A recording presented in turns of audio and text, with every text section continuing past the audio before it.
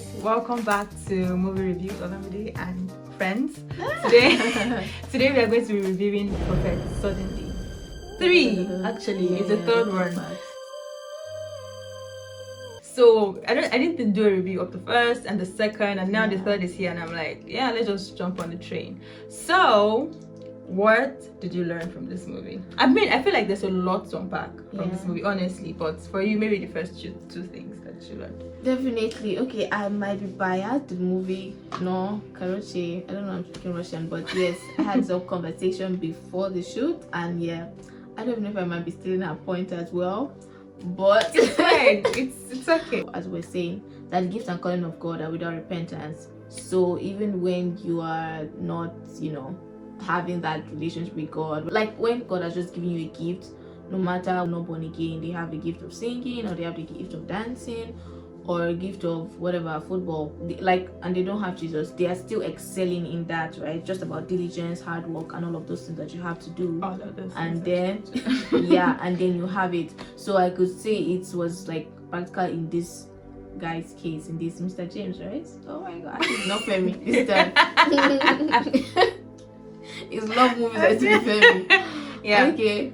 Yeah, so you can see that even when he was no longer after the heart of God for the things he was doing, he was still ministering. Like the time he went to Kenya, and that was the first time we played. I want to know that song actually. I heard I watched that it was a song that was composed by the Windows Studio. I don't know what they are called. Yeah. They composed the song. Yeah, it actually sounded like, so that was the first time we actually saw his ministration. We thank God for that. So we see in Kenya, and then was still ministry, souls were touched, all of that. So I think that's one of the lessons that I can. For me, I'm trying to like pick because it's a lot, but let me start from the first scene. I liked the first scene. I don't know, maybe because it was rain and I love rain. And then when the woman wanted to when the woman wanted to give birth, and then like when the guy was now confessing, we're like, we already manipulated the doctor that's going to be handling the delivery and everything like that, but the rain stopped the whole plan, so they had to call in another doctor that they've not worked on to manipulate him into doing that. Like you can see that they've been preparing for that time that they are going to just kill the baby right out of birth, or before something will just happen. We start hearing things. If that didn't happen, we would not know the supernatural things that go on, not just even in delivery but in life in general. We were able to see that for them, their point of attack was to kill him at birth, but because they didn't attain that, they started planning for another time. So I don't think he just grew up being greedy. I don't think he just grew up being whatever it is. There was already a set plan slowly, but because it wasn't like that obvious, we can't see with our eyes, we just think it's just character flaws and everything like that. That was how come their plan was easy for them. When the time was right, they just laid hands on him and everything. But it was a 30-year plan. I was just thinking how these guys are very patient. Like, and it's more than 30 years, because even before birth they already prepping and everything. Also, like the same point, but how God was able to intervene even before he was born. The rain, we can just say it's just a coincidence, but I don't believe in that. I believe that even God orchestrated that rain to save his life, made sure that the doctor was there, and the doctor was not just a naive doctor, or someone that was actually spiritual. Like, what are the odds? Doctor was able to be discerning as well. So like everything was in place to save him, but a man has to make his choice when he grows up, and he chose. So another one. So we'll just go to okay. Another one is God is always merciful, but also you might lose your Kairos moment. So after everything that happened, and then he had repented, God had mercy on him, but he had already lost some moment. Of course, maybe in some years again, maybe the Lord will still help him, and then he will now have the moment again. But after everything had happened, he had repented, God had mercy, but he had already lost the fame, he had lost the name, and then now he was a taxi driver. Thank you so much. Let me help you. Yes, of course, please. You're going to the airport, yes, right? I am. Yeah. I'm so sorry I had to no, come it's okay, late. it's okay. Oh. Do I know you from somewhere? You look very familiar. Really? Yes, like I know you from somewhere. I don't know. No. I know you. Oh my gosh. Minister James! Yeah. The music musician from Nigeria. Yeah, I am. Oh my gosh, what are you doing driving Uber? My second point would be to watch our hearts, right? Like, I think everything still falls under that. Like I was telling someone that if not because we've heard stories of these things happening in real life, it might seem a little bit exaggerated. Like, how can somebody be sleeping with women? How can he be lying, committing abortions? Like, people that are in your team, you're sleeping with them, you know, and you still have a woman that you're planning to marry. Like, it might seem like a lot. It might seem like it's exaggerated. Like, as a Christian, that should not even be expected.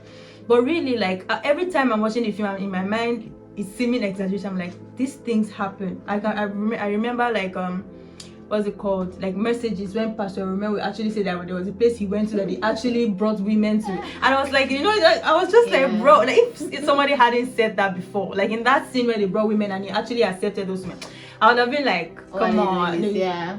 But it's real, and I was just shocked that as Christians, just because you're a Christian doesn't mean you're healthy, doesn't mean that your heart is in the right place, doesn't mean that you don't have character flaws that you should work on. I think they were just glaring, like they were just looking at him like this. Like it was so obvious that if you are a Christian, it should be something that should bother you. Like he wasn't struggling with these things, he was comfortable. He was like happy, was okay. Even his PA was telling him that, bro, if you want to sleep around there, just like pick one. And it was still like, you understand, like it's how much the depravity was just a lot. And I was just shocked that somebody can be that depraved and call yourself a Christian, a minister of God. But the fact that it happens, I don't know, I'm just like, Lord, help my heart, let it always be in the right place, because his heart was totally shifted and it didn't. God have mercy. So who's your favorite character so far? My favorite character, let me think deeply. I don't know. I have my favorite. And it's not what you're thinking. It's not who you're thinking. I know who you're thinking. I don't even know. Do I remember their names? Maybe his pastor. Maybe Mr. James' pastor. Yeah. The first time when they spoke, you know, it was like he was penetrating into James' heart a bit, but the guy still kept on finding excuses. Somebody was like, how you see James listening to all those advice when you advise people in relationships? They'll be doing as if they are hearing you. Oh my god. So the man was so patient. Then another scene, I think even the PA, James PA has said, oh, Pastor said he wanted to see us. So then he was already late, he had already forgotten one of whatever else he went to do. He went to the pastor's office again. The man spoke, the man talked, everything. Then finally, you know, even at the end, he just entered the pastor's office and they just hugged each other and they were so, I think the that man was a shepherd actually. Like, and I remember in that scene where they were like, say something, you know, after he missed the conference, and everybody was just saying, so I was like, sir, don't say anything. He actually did. In my mind, I was just saying, don't allow this man to say anything, because like in that state, anything he says, I'm just like, please don't let it affect him. Of course, he said something, and we see what happened to James. People of God, my spirit has released him. I no longer consider him a son. He can do whatever he wants. I believe I've done the best that God sent me to do in the life of James. My assignment with him is done. Okay, my favorite character will be, drum roll, guess. Okay, guess my favorite character. Just guess. I want to hear the name. Guess who's the person? I don't remember their names, honestly. I don't know why it's only Mr. James' name. My favorite character is Mio Kuku Sheshe. Guys, I had an issue with the wig though. I really had an issue with the wig. This thing, what's it called? It wasn't like, it was distracting me as a person, because I was expecting her to like give, so that part was distracting. I love the fact that she delivers her role as Mio Kuku Sheshe. She was talking about how she was afraid of holding the cards, but she actually had to hold the cards because of the thing. I think like she just embodies that character that you are actually afraid of for James. Like you're like, what's she about to do? Yeah. I love how she just brings life to the movie. Because sometimes everything just going slow, and then we'll just see me Kuku Sheshe. I'm like, She's very dramatic, and I love it. True. Yeah. Though I think part of what I was saying before, I think like I didn't see so much of a drama in this. Yeah, they didn't. No, she wasn't very compared dramatic. to compared to 2 and 1. Like, I don't know why, but yeah. I don't think she even had that much screen time this It's time true. as well. It's true. Just those few times that she came and then. Yeah. But then again, I think also what took away from her character a little bit, even though it added to it, was the so many effects that they did. No, they were flying. Everything coming to her hand. So I feel like they put in a lot in her character to make it seem more supernatural. So, but that was, I think they really tried for those things that they did. Favorite scene? I have to think about my favorite scene, but one that came to me as we were talking was the audition. Why is it that nobody, guys? Is that tall guy for me? Was like Audition guys, scene? no, it was so real in the sense of I watch auditions. Sometimes I like watching shows and all of that. It was real. Then there was no one best that was good. No, not that. In the sense of the nonsense that some Okay, that people doing. It's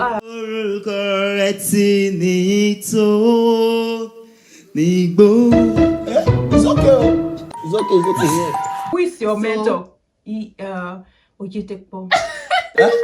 Yes, Bishop David Oyedepo. The one I know Yes, yes. in Canaanland. Yes, he mentors me. Bishop is your music mentor. Yes, yes. Wow. Sing. Like, what is he mentoring? And what do you want music to ministry coming to do with? If she sang Oyedepo? anything about faith, at least I'll say okay. La da la da la. Like really, bro. Lada, lada, the Lord Jesus is my lada. I say follow the ladder. Really, Exactly. bro. And then that girl was the musician. She never sing anything special no, like that. yes. I preferred someone else's voice Yes. that I had listened to. You mind-blowing thing, amazing God. There was one Just- person that actually sang. Yeah. Of course, it wasn't that part. They made us see that it wasn't even about what she was singing. It was spiritual, like even the way that the slave was they are going. moving. There was a lot of spirituality So that going on that because she that didn't was, sing well at that all. scene was Not so at all. funny like, to me. Yeah. It was so fun. And because like even the PA was like, oh, we've closed, come back. And Yeah. girl was like, no, later. Yeah. So it's like he was waiting for He was- something, yes, or they wanted him yes. to wait for her. Yeah. So yeah, I'll pick that. That's not my favorite, but I'll just pick Okay. it because My favorite scene, of course, is Prophet. What's his name? The weapons of our warfare are not carnal. I loved that part because it made me laugh. It felt like real fun. It felt Yes. like it wasn't scripted, like it was real, and it just made sense because I don't think you would think about it like that. Most times when people are Jesus. arguing about pay or not pay, music minister or like we never come from that angle of what should be that pay, what should I expect? $20,000. How many blind people we see? How many lame would walk? And how many dead bodies should we bring to the program? Because for $20,000, we should have jaw-dropping miracles. And for the first, I was like, yes, bro. That's how negotiations should be done. It's true. Like, yes, It's a good right. I'm giving negotiation. you $2,000. So, like, for this $2,000, the blind, 3 blind people should see, you know. 1 dead person should rise up. Everybody with asthma should be hit. Like, that makes sense. That was negotiation for me. I love that part. I put it to you, you are fake.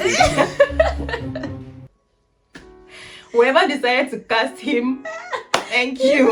That was a good scene for me. Yeah, That it was. really good. They made me laugh because that was- it was seriousness in how it was. Yes, to that was me. really good. You know when you just caught someone and you're just like, let's waste each other's time. So the Mr. James was like, you can negotiate. Let's bring it down. Hey, man of God, let's do $5,000, sir. But generally, as Christians, I think that we need to really go back to that place of defining what Christianity is. We've gotten lost somehow, somewhere, thinking that service is equal to Christianity, thinking that going to church is equal to Christianity, and there's a lot of things going on in the body of Christ that shouldn't even be about, it shouldn't even be a point of discussion in a no, I shouldn't even be trying to, it's just like why is he sleeping around? Like, it shouldn't even be a conversation, shouldn't be an argument. And it's sad that we find ourselves here, but before we point fingers to other people, let's look at our lives and really trust the Lord to work on us, like to have a deep work in our spirit, in our souls, that actually, when we start serving, we exalt Jesus above every other thing, including ourselves, our needs, our depravity, and everything like that. So yeah, that was it for me in general.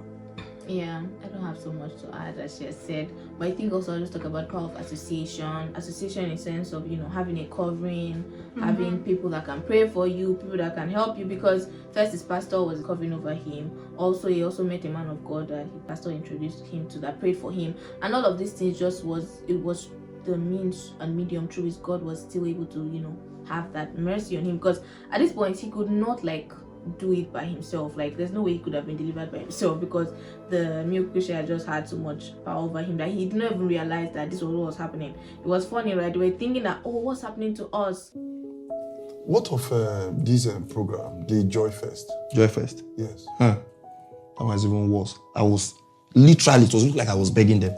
The point man, yeah.